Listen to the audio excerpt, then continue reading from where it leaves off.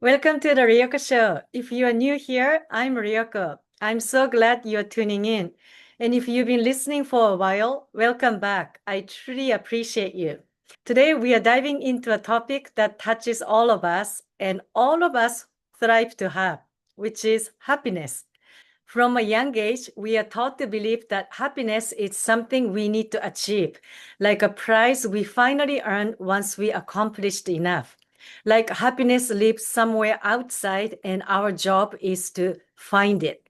We think we'll be happy when we get that job, find the right partner, make more money, have a bigger house or a nicer car, or finally have the time to relax. But the truth is, many of us discover, sometimes the hard way, no matter how much we achieve or collect, that kind of happiness doesn't last.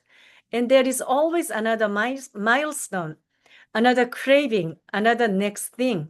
I've been there myself. When I was in 30s, I poured all my energy into one goal, immigrating to Canada from Japan. I wanted to go abroad again, but this time not on a student visa or temporary work permit. I wanted to live there as a resident with the freedom and stability to stay as long as I wanted. So I prepared all the documents, passed the English test, saved every penny, and waited for nearly 5 years. When I finally got the permanent residency, of course, I was excited. And when I arrived in Canada, I felt proud, accomplished, and happy. But then soon that feeling of happiness started to fade. Suddenly, it was now I need to settle down, build a career, save money to buy my own place, and create stability in life. I did all of that too. And again, I felt the temporary happiness, but then came that familiar question: is this all there is?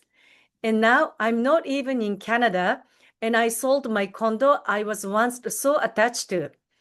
I set off to travel through Southeast Asia and started building my own business. I let go of the things I thought were keys to my happiness and stability, and instead I began asking myself, what does happiness really mean to me? The question came up again and again, especially during the pandemic when I felt stuck in life. Maybe you've experienced something similar. You reach a big goal only to find another big one waiting. This cycle never ends because happiness isn't something you find or chase. It's something you build from within. So today I want to share a few core ideas and practice that help you build the inner muscle to feel happiness. This way, you don't need external things to be happy or wait for the next achievement to feel happy. You can shift from chasing happiness to creating it intentionally and feeling it more deeply from the inside out. The first thing you can do is take ownership of your happiness. Happiness doesn't just happen, you create it. One of the key success principles by Jack Canfield's book, The Success Principles, is this: take 100% responsibility for your life. You can't control everything that happens around you, but you can control your thoughts, emotions, and how you choose to respond to events. When you blame others or complain without taking action to change, you give your power away. You feel stuck and powerless. Instead of asking, why is this happening to me? Ask yourself, what can I learn from this? What's the gift in this challenge that I'm not seeing? The simple shift puts the power back in your hands. Often our upsets comes from unmet expectations. We want things to be different than they are, or we want people to change. But taking ownership means accepting reality and accepting people for who they are and choosing how to respond. And that choice is your inner power, and that's where you can create your happiness. So starting today, notice what thoughts are running through your mind. What emotions are you feeling? Where are you stuck in blame or complaining without taking a risk to change? Awareness is the first step. Once you see it, you can start choosing differently. The thoughts you create shape your reality. So ask yourself, are you focused on what's missing in life or on what's already good? Happiness grows when you change the lens through which you see your life.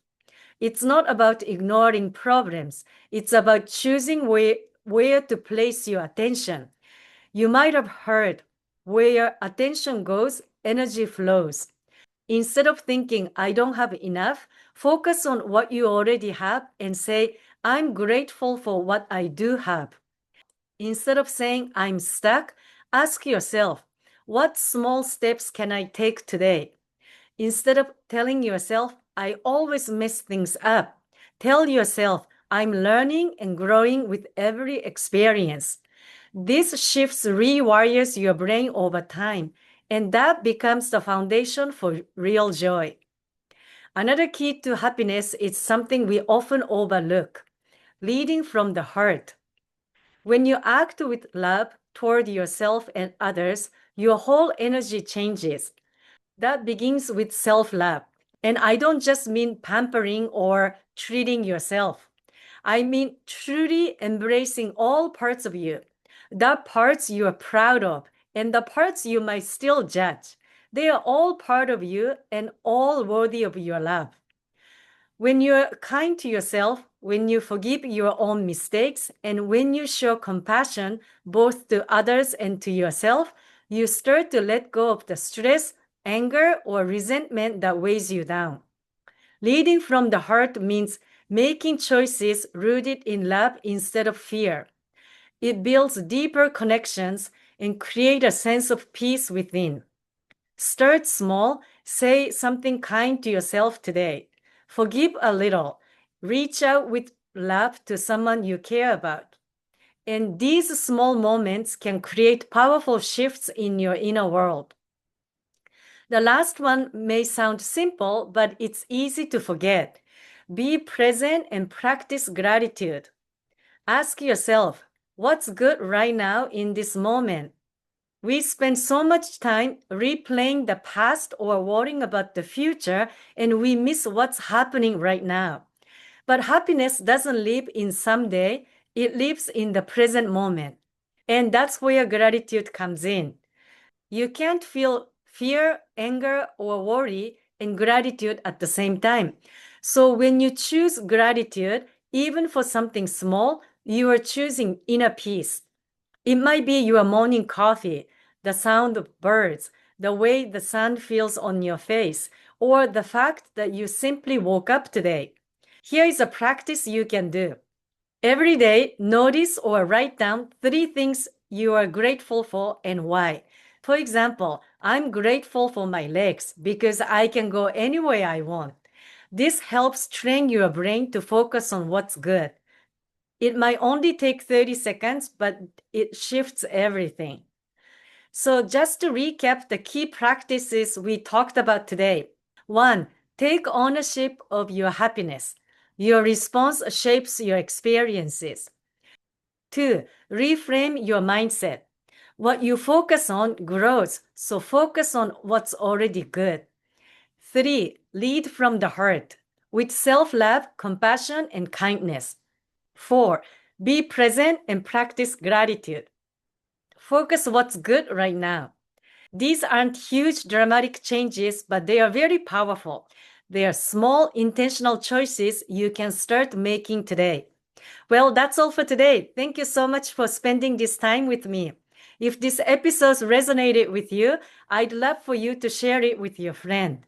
And most importantly, remember, you don't need external things to feel happy or wait for another achievement to feel happy. You can build happiness from inside out, right here, right now, from this moment. Until next time, keep shining.